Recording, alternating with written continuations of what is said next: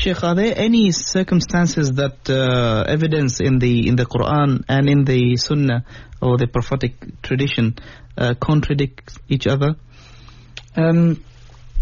There shouldn't be any contradiction, but there might be apparent contradiction, and this is a well-known topic in the science called Usul al-Fiqh.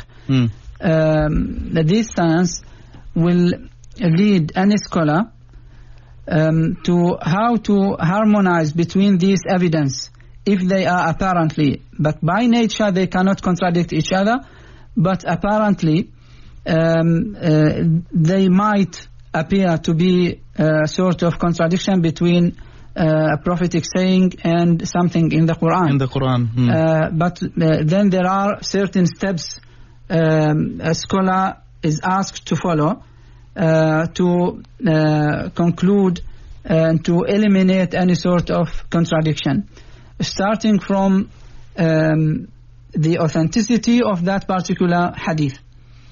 In many occasions, these sort of contradicting evidence might not be authentic. But for any uneducated Muslim, he might be surprised to see such contradicting evidence. A clear contradiction. Yes.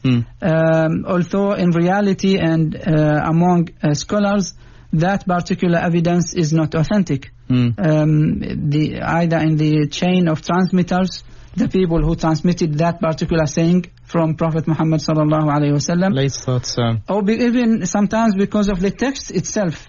Sometimes there are signs within the text itself indicate that it's not authentic. That's why it's very, very important for Muslims to have a better understanding about the prophetic tradition. It is indeed. To have at least the basic knowledge about the hadith in terms of authenticity. And I mean, if we cannot ask everybody to be a scholar in hadith, but once they do have such contradiction, either they have the means to search for the clear answer, for a clear answer, or they can refer to scholars to clarify the situation for them.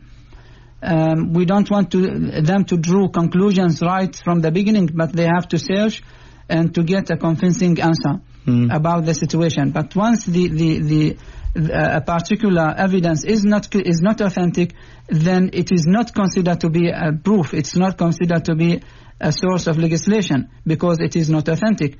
Then sometimes it is authentic, but still it might give a sort of contradiction. Now, as I said, this is a very important and crucial topic within Usul Fiqh, because there are steps, there are means by which a scholar can differentiate between the ways of which evidence should be overlapping the other.